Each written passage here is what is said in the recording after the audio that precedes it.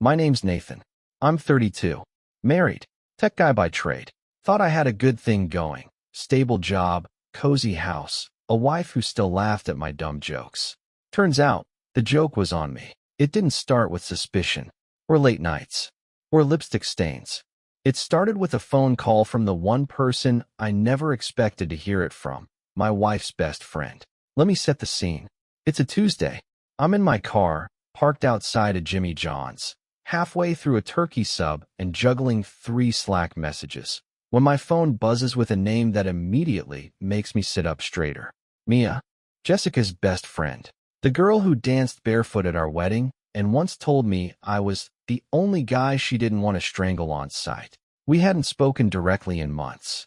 So I answer, already bracing for something weird. Hey, Mia.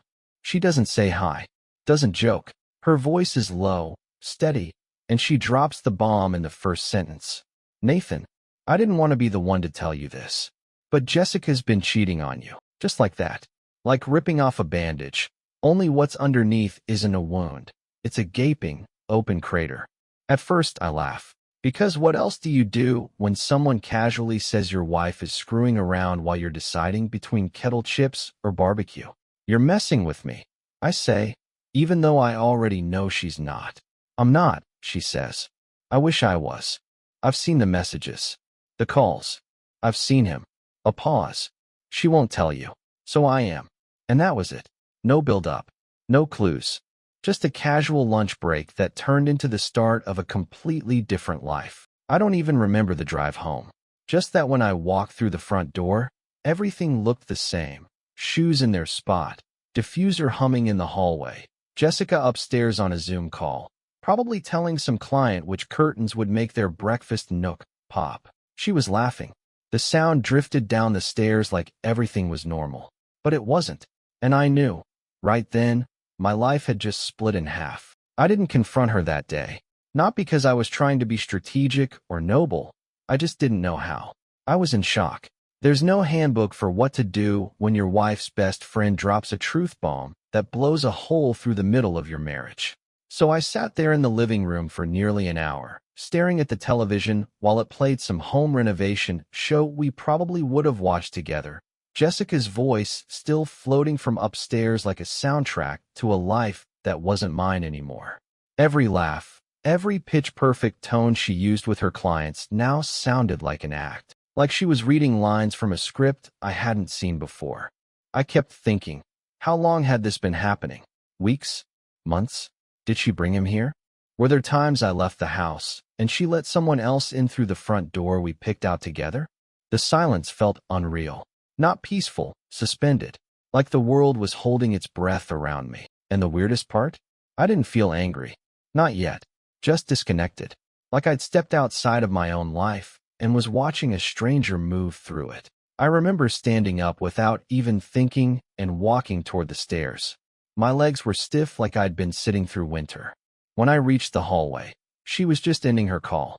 I saw her in the mirror first. She was adjusting one of her earrings, humming softly, totally at ease. And it hit me. She looked beautiful, just like she always did. Same face, same eyes, same crooked smile when she spotted me in the reflection. And yet, it felt like looking at a replica. A perfect copy of the woman I married, only hollow on the inside. She turned, said she'd be down in 5, gave me that warm, casual smile like she always did. The one that used to make me feel like the luckiest guy alive. I didn't say anything. I just nodded and backed away slowly, like getting too close might crack something I couldn't fix. I was halfway down the stairs when I heard the ping of a text. Not loud, just a soft buzz. But it made me freeze. I turned just enough to see her phone on the bathroom counter light up with a preview. No name, just the message. 5 words. Last night was perfect. Still thinking about you. I didn't move. She picked up the phone like it was nothing and flipped it face down, then went right back to fixing her eyeliner. Like she'd done this before. Like she was used to this kind of message. Expected it, even. That was the moment I stopped hoping Mia was wrong. That one line did more damage than a full confession ever could. It made everything real, and I realized I didn't need to catch them in bed, or go digging through her messages, or follow her around town like some cliché. I'd already seen enough. That night, I acted normal. Or I tried to. I made dinner, pasta, nothing fancy, and we sat at the kitchen table like everything was fine. She told me about a client who wanted a nautical theme for their bedroom and how hard it was to make ocean blue not look tacky. I nodded, smiled in the right places, even laughed once, but inside my head was static. All I could think about was the text. Who was he? When did they start? Did she meet him online? Or was it someone she knew in real life? Was he a client? Someone local? Was I ever in the same room with him and didn't even realize? Did she kiss him the way she kissed me? Sleep beside him like nothing had changed? Did she come home to me after being with him and just slide back into our routine like she wasn't living a double life? After dinner, she curled up on the couch beside me like always, even rested her head on my shoulder. That part nearly broke me, because I wanted to pull away, but I didn't. My body still remembered how to hold her. My arms still instinctively moved around her back. But my heart was somewhere else, locked in that bathroom, staring at that 5-word message. I didn't sleep much that night. I laid there next to her, staring at the ceiling while she breathed slow and steady, as if nothing in her world had shifted. As if everything she did that day, talking to her lover, texting him while I was just feet away, hadn't left a mark. I turned toward the window, eyes wide open, wondering how long I could keep pretending. The next few days were a blur of pretending.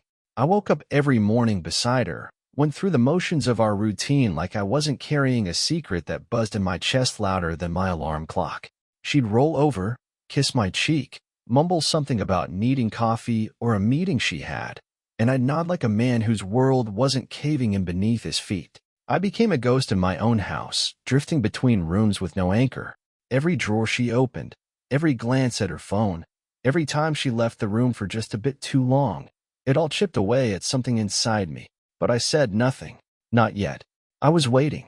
Not for her to confess, because I knew she wouldn't. I was waiting for the moment when the weight of silence became heavier than the truth. I started watching. Not obsessively, quietly, subtly. I noticed her phone never left her side now. She used to leave it on the counter, plugged in while she cooked or worked on designs. Not anymore. Now it was in her back pocket, or in her hand, or flipped face down the moment it buzzed. She used to let notifications pop up on her lock screen.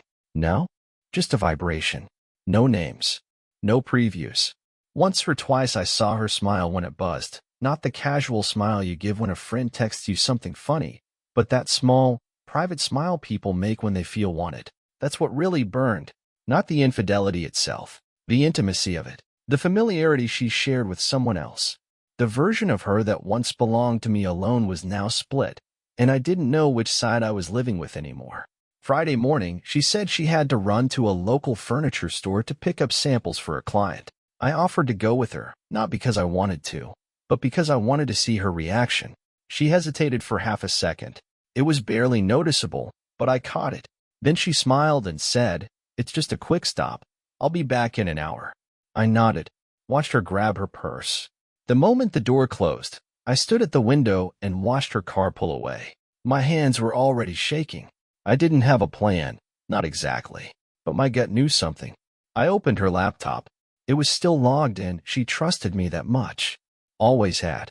And for the first few minutes, it was just invoices, mood boards, Pinterest links for wall art. All the usual. But then I checked her email. Not her business one, her personal. And there it was. A folder. Hidden but not locked. Marked with an asterisk and a name I didn't recognize. J. I hesitated. For a second, I genuinely thought about closing it and walking away. Pretending. Because once I opened it, there would be no going back. But curiosity is funny when it's laced with betrayal. It doesn't feel like curiosity anymore. It feels like survival. Like digging for the truth because you need something solid to stand on, even if it cuts you. The emails were short, casual, flirty, but not cold. They had weight. References to places I didn't recognize. Memories that didn't include me. One stood out. Sent the night I was working late. The same night she said she had a headache and went to bed early. It said, "Still thinking about the way you held me last night. I feel safe with you. Like I haven't in a long time." That was the moment I stopped breathing.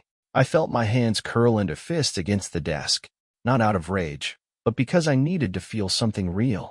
Something solid. My marriage was dissolving right in front of me, pixel by pixel. She got home 40 minutes later, said the store didn't have what she wanted, but she grabbed coffee. She kissed my cheek, her lips soft, her smile relaxed. I looked at her and thought, you don't even flinch when you lie to me. That shook me more than anything else. I didn't confront her. I couldn't, because now it wasn't just about catching her. It was about figuring out who I was in this mess. If I was just a placeholder in a life she'd already moved past, or if I was still, somehow, part of her plan, despite everything. That night, I laid awake again, staring at the ceiling, not because I couldn't sleep, but because I didn't want to dream about a version of us that didn't exist anymore. There's a certain kind of exhaustion that doesn't come from lack of sleep. It's heavier, like you've been walking through emotional fog for days and your body's just now realizing the weight of it all. That's how I felt waking up the morning after I read those emails. Not angry, not even sad anymore. Just tired. Tired of pretending. Tired of making breakfast for someone who wasn't mine the way she used to be. Tired of acting like I didn't know what I knew, but I still didn't say anything. I needed more. Not because I doubted what I saw, but because part of me wanted to understand the shape of the betrayal, the timeline, the depth. I wanted to know when it all began, not so I could forgive it, but so I could stop replaying the wrong version of our story. I started thinking about her friend group, the ones she texted often. I wondered how many of them knew. Not just Mia. She was the one decent person in the whole mess, brave enough to tell me what Jessica wouldn't. But what about the others? The ones who still liked our couple photos, who commented on our posts about our anniversary like everything was fine. Did they know she was lying to me every time she smiled in a picture? I started to see everything differently. Her phone wasn't just a device anymore. It was a wall. Her work trips weren't errands anymore. They were possible rendezvous points. Her mood swings, the ones I chalked up to stress or hormones or just a bad day, maybe guilt, maybe friction between her two lives. I checked the messages again that afternoon. I don't know why. Maybe I was hoping they were gone. Maybe I thought she'd erased them, and I could tell myself she felt ashamed. But they were still there. Not a huge volume, she wasn't careless. Just a slow drip of messages that spelled something far more devastating than a one-time mistake. It was emotional. That was the part one wasn't prepared for. This wasn't just some physical fling she could write off as a lapse in judgment. This was a bond. She told him things. Personal things. About our marriage. About me. I read one that simply said, "He doesn't really see me anymore." You do. That one stuck with me. Played on a loop. I thought I'd feel fury. I didn't. I felt exposed. Like she'd handed a stranger an intimate portrait of our life, only painted me in shadows. That night, she asked if I wanted to go out for dinner. Said we hadn't done anything, just us, in a while. I almost laughed. Just us? What a concept. I said yes. I wanted to see how she played it. She wore a dress I hadn't seen in months. Said she found it in the back of the closet. I complimented her. She smiled. It was almost cruel, how easy it came to her. At the restaurant, we sat across from each other like we always had. She talked about a client's renovation, showed me fabric swatches, even joked about how bad I was at picking colors. For a second, I saw the woman I married, not the one I now watched like a stranger. But it didn't last, because right in the middle of our meal, her phone buzzed on the table. She reached for it out of reflex, then caught herself and slid it into her purse. Her eyes flicked up for just a second, the briefest flash of guilt. It was gone so fast I almost missed it, but I saw it, and now I was watching everything. We got home late. She curled into me on the couch like she used to, her head on my chest, her hand resting just above my heart. I don't know how I stayed still. My body remembered this comfort, but my mind screamed that it wasn't real anymore. I felt like a set piece in a play she was still performing, even after the audience had left. When she fell asleep, I sat on the edge of the bed and stared at the floor. There were too many questions now, too many scenes I needed to rewatch in my mind. When she said she was tired all the time, was it from managing her lie? When she stopped initiating affection, was that when he entered the picture? Was there a before and after, a clear break in our timeline? Or had I just missed the moment completely? I thought about asking Mia, about going back to her and digging for more. But part of me didn't want anyone else to shape the narrative. I wanted Jessica to tell me. I wanted her to sit down and look me in the eye and say, "Yes, it's true. I betrayed you." Not because I needed closure, but because I needed to see if she could even do it, if she had that honesty left in her. And I knew soon I was going to ask, not because I was ready to forgive, but because I was ready to stop lying to myself. It was a Sunday, late morning, one of those gray, quiet days where the light never fully shows up and everything feels a little slowed down. Jessica was sitting on the couch in leggings and a hoodie, sipping tea, laptop on her thighs, half watching some design show on mute. I was across the room pretending to read, but all I'd really done was flip the same page 3 times. I kept glancing at her, not in anger, not even suspicion anymore. Just study, trying to figure out who this version of her was. Because she looked the same. Same eyes, same freckles, same way she tucked her hair behind her ear when she was focused. But I didn't recognize her. Not fully. I'd been sitting on the truth for almost a week at that point. Every hour since Mia's call had been a slow simmer. I collected the pieces, the messages, the looks, the timeline, like a detective trying to solve a case that didn't need solving anymore. I already knew, but I hadn't said the words out loud. Not once. Because saying it meant acknowledging it wasn't just suspicion or possibility, it was fact. It was real. My wife had someone else. That morning I made a decision. I couldn't keep floating like this, stuck in the in-between. I couldn't keep sitting on the couch across from her like we were still living in the same truth. So I waited for a lull in her typing.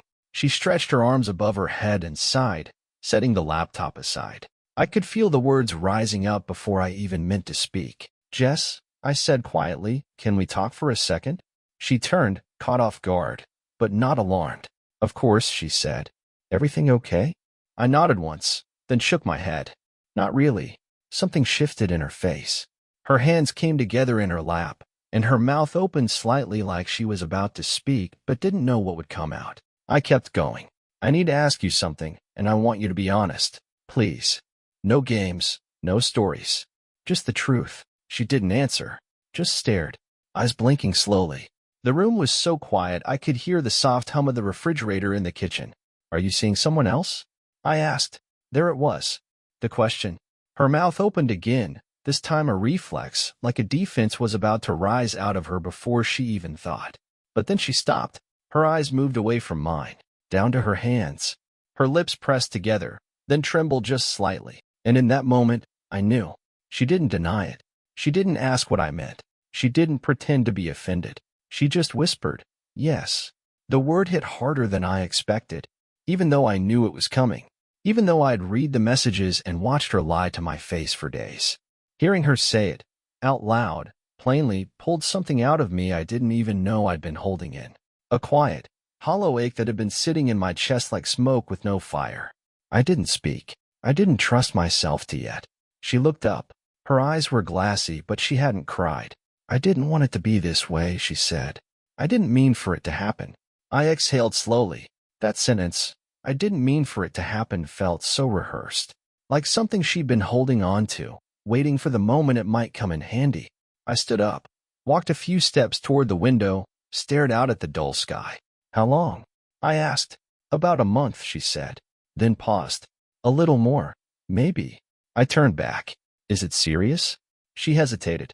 "Too long." "I don't know." But she did. She just didn't want to say it. "You've brought him here?" "No," she said quickly, and I almost believed her. "Never. I swear." I nodded, not because I trusted her, but because I didn't have the energy to dig right then. "What now?" I asked. "What were you planning to do? Keep lying until I found out on my own?" Her silence was louder than any answer. "I wanted to stop," she said eventually. "I just couldn't." That was the worst part. Not the betrayal. Not even the deception. It was how small she made it sound. Like it was something that just happened to her. As if she hadn't made 1,000 tiny choices to get to this point. I left the room. Not in anger. I just needed air. The walls felt closer than they ever had. The house we built together now felt like a set piece. Like something she decorated to distract from the fact that she didn't love me the same anymore. She didn't follow me. I stood in the backyard, hands in my pockets, staring at the fence we stained together last summer. And I realized something simple, painful, and true. The person I loved still lived in that house. She just wasn't mine anymore. The next few days felt like walking through the aftermath of an explosion. The house looked the same. Our bed still had 2 pillows. Her coat still hung on the hook by the door. But everything felt off. The air was heavier. The silence was colder. We didn't fight. That's what people don't always realize. Sometimes betrayal doesn't end in screaming or broken plates.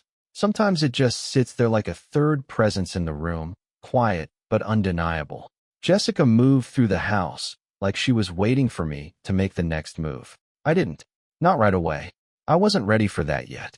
I was still caught in the collapse. The slow realization that the person I built my life around had already started building something else without me. We didn't talk about it again. Not directly. Not for days. She made coffee in the mornings like she always did, but didn't ask if I wanted any. She started doing laundry without putting my clothes in. It was subtle, deliberate, a quiet untangling. We were two people coexisting now, not partners. I kept thinking about what she said. I didn't mean for it to happen. That line played over and over in my head like a bad song you can't shut off. And every time, it sounded more like an excuse than a confession. Because no one falls into infidelity. You walk into it, step by step, and every step is a choice. I started seeing our relationship like an old house with hidden rot. On the surface, it looked fine, but the foundation had been crumbling quietly, and I'd been too distracted, or maybe too trusting, to notice. She used to look at me like I was hers. I hadn't seen that look in months. Maybe longer. I started remembering little moments. The day she forgot my birthday last year. The week she stayed late every night claiming a big client was changing direction. The time she came home wearing a dress I'd never seen and said it was a gift from a supplier. Every detail felt heavier now. Less like coincidence, more like evidence. One night, I walked into the kitchen and found her sitting at the table, phone in hand, staring at it like she was trying to will it to disappear. I didn't ask who she was texting. I didn't need to. She looked up, startled, then tried to smile. "Hey," she said, like we hadn't stopped being us. I nodded, poured a glass of water, leaned against the counter. We just stood there in the same space, but in two different realities. She didn't say anything else. Neither did I. She went to bed early that night. I stayed up, scrolling through nothing. Instagram, Twitter, news articles I didn't finish. I wasn't looking for distraction. I was just trying not to fall apart too loudly. Around midnight, I walked into our room. She was asleep, or pretending to be. I laid down on my side of the bed, stared at the ceiling, and wondered how many nights she'd fallen asleep thinking about someone else. That kind of question gets under your skin. It keeps you from resting, from healing, from letting go. I started thinking about what it meant to stay. Not just physically, but emotionally. Could I live like this? Could I live with her knowing what I knew? Could I rebuild trust when I didn't even know where the truth ended? I didn't have answers. I only had questions, and a growing emptiness I didn't know how to fill. By Thursday, I stopped pretending. I started sleeping in the guest room. She didn't ask why. She already knew. That night, I heard her crying through the wall. Not loud, just soft, stifled sobs. The kind you only make when you're trying not to be heard. I laid there listening, feeling absolutely nothing. Not pity, not rage. Just this flat, hollow numbness that told me I was past the point of reaction.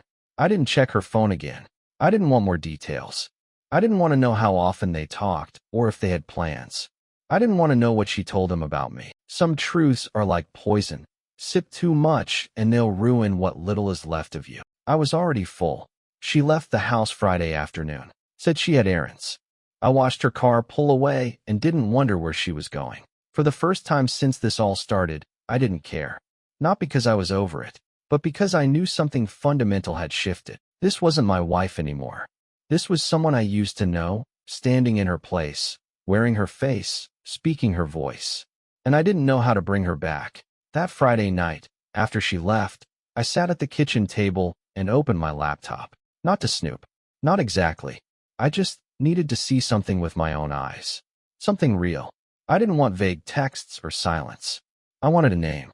It didn't take long. She'd left a document open, probably by accident. A draft invoice for a home staging project. 2 names under the client section. One was a couple, the other crossed out, but still readable. Jonas Kerr. It jumped out immediately. The name didn't belong. I'd never heard her mention him. Not once. but the document told me he was local, a loft client, one she'd helped privately. The project was marked as completed 2 months ago. My stomach twisted. She had met him through work, and clearly, he was still around. I searched his name, public profile, finance industry, late 30s, polished, handsome in a way that looks curated. A photo popped up from a company gala. Jessica was in the background, dressed sharp, hair curled, smiling. That smile wasn't for the camera. It was for him. I sat back, heart pounding. She hadn't just slipped. She didn't stumble into something messy. This was calculated. She built a second life while I was making dinner, folding laundry, believing we were fine. I found a post from her business Instagram. One of those behind-the-scenes photos of her setting up a modern-looking loft. Clean lines. Blackwood. Same chairs I saw in the gala photo. Caption said, "Loved working on this one. Client had taste for drama, my favorite kind." Every comment was people praising her taste, her work ethic. I scrolled past them like static. One caught my eye. Just a fire emoji. From care__. No words. Just that. I clicked the profile. Private. I didn't need access. I had everything I needed. By Saturday, something in me had flipped. I wasn't drifting anymore. I was moving. Focused. Precise. She still didn't know I had a name. She still thought I was operating on vibes and suspicion, but now I had hard data. Jonas Kerr. A clean name with a smug face behind it and just enough digital breadcrumbs to draw a full outline of the man sleeping with my wife. I didn't want revenge. That's not what this was about. I wanted clarity. I wanted to see how far she'd go, what she'd admit to and what she'd keep buried. So I made a plan. That night, I cooked dinner. Her favorite, rosemary chicken, mashed potatoes, even set the table like it was a special occasion. She looked confused but didn't question it. She wore one of those soft sweaters she always gravitated to when she didn't want to try too hard. Her hair was damp from a shower. Casual, relaxed, comfortable. I poured wine, asked about her week, let her talk. She said she might take on a new client, a small loft project. Funny coincidence, right? I let her ramble. My fingers gripped the stem of my glass like it might crack. I waited until her plate was half finished. Then I asked, casually, "Have you heard from Jonas Kerr lately?" She froze. It lasted less than a second, but I saw it. A tightening around her eyes, a twitch in her cheek. Her fork paused midair. She blinked like she'd forgotten how to. "Jonas," she repeated, voice too light. "Yeah," I said. "Didn't you stage his loft a few months back?" She nodded slowly, briefly. "Just that one project." "Huh," I said. "Funny. I saw a picture from his company's event. You were there, right?" Now she panicked. It didn't show on her face, not directly, but her posture shifted, like someone trying not to flinch at a gunshot. "I was invited," she said. He extended the invite. "For networking." "And did you network?" I asked, tilting my head. She put her fork down. "What is this?" I leaned forward, voice low, steady. "This is me giving you one last chance to tell the truth. All of it. Because I already know." She stared at me like I'd pulled a mask off her face. I didn't blink. She opened her mouth, closed it. Her breathing got shallower. Then she said the one thing I wasn't expecting. "You went through my stuff." I laughed once. Cold. "That's what you're going with?" She didn't answer. That silence? That was her confession. I didn't say another word after that. I got up, cleared the plates, loaded the dishwasher like it was any other night. Jessica stayed seated at the table, frozen in the middle of whatever story she was trying to hold together. I could feel her watching me, not with guilt, but calculation. She wasn't trying to make it right. She was trying to figure out how much I really knew, how much damage she needed to control. When I turned around, her face had shifted. Not defensive, not apologetic, just calm, like she'd decided her next move. "I think we should talk about this properly," she said. "No," I said. "I think you should stop pretending." She didn't flinch. She stood up slowly, folded her napkin like we were still playing house, and walked to the sink. "It wasn't supposed to happen," she said. Same line again. "He was a client. We got close. I didn't plan it." "You didn't stop it either," I said. "I didn't know how to," she replied. That was probably the truest thing she'd said in weeks. She leaned against the counter and crossed her arms. "Are you leaving me?" It was the first time she said it out loud, like she was daring me to be the one to end it, like that would clear her conscience somehow. I shook my head. I haven't decided yet. That seemed to surprise her. I think part of her wanted me to storm out, pack a bag, slam a door, make the decision for her. But I wasn't giving her that out. If this was going to end, I wanted her to feel every minute of it. She stayed quiet. I walked past her and into the guest room, closed the door, and stared at the wall for hours. I didn't cry. I didn't spiral. I just sat with the fact that the woman I married, the one I thought I knew better than anyone, was a stranger now. And not because she cheated, but because she stood across from me and chose silence over truth, deflection over accountability. She didn't come to me that night, didn't knock, didn't call. She just let the space grow. And that told me everything I needed to know. The next morning, I got a text from Mia. It said, "We need to talk. Now." I stepped outside, still in pajamas, called her. She didn't even say hello. "There's something you don't know," she said. "I didn't tell you everything." I braced myself. "It wasn't just Jonas," she said. "Jessica's been lying about more than the affair." "What does that mean?" "I don't think he was the first," she said. "And I don't think it's over." That stopped me. "She told me last month," Mia went on, "that she was thinking about leaving you, but not for Jonas. For someone else." A cold weight dropped in my chest. "Who?" Mia hesitated. "You know him." That was all she said before hanging up. I stood there, phone in hand, heart pounding with a different kind of fear now, not just betrayal, but the possibility that the worst part hadn't even happened yet. Mia's warning echoed. "You know him." That narrowed it fast. Only a few people fit. Friends, coworkers, but one name rose above the rest. Trevor. My cousin. He stayed with us last winter after his divorce. 2 months in our guest room. I worked late. Jessica kept him company. Movie nights. Wine. Laughter behind closed doors. I told myself it was harmless. Family. Now I wasn't so sure. I opened Jessica's laptop and went straight to her photo archive. No digging. No hesitation. A folder buried deep held a short, unlabeled video. I played it. Jessica and Trevor. Back patio. Nighttime. Laughing. Faces close. Wine glasses between them. She looked at him like she used to look at me. No touching. No words that crossed a line. But it didn't need to. The look said enough. She didn't start with Jonas. She started with blood. And I'd let him into my home. Sunday morning, she noticed. The shift. I didn't avoid her. I didn't speak either. I just watched. Calm. Settled. That seemed to unsettle her more than anger ever did. She asked if we could talk. I nodded, followed her into the living room. She sat, legs crossed, like this was a negotiation. Said she'd been confused, that everything had spiraled, that she didn't know who she was anymore. No mention of Trevor. Just Jonas, the safer villain. I let her finish. Then I placed the laptop on the coffee table, pulled up the video. She didn't even reach for it. Her face changed. Not horror, not regret, just resignation. I didn't need words. "I'm filing," I said. Flat. No drama. Just fact. She nodded once. Didn't argue. It was over. I moved out that afternoon. Took what I needed. Left the rest. What surprised me most wasn't her betrayal. It was how light I felt walking away from it. Like I'd been holding someone else's guilt this whole time. Let her carry it now. Alone.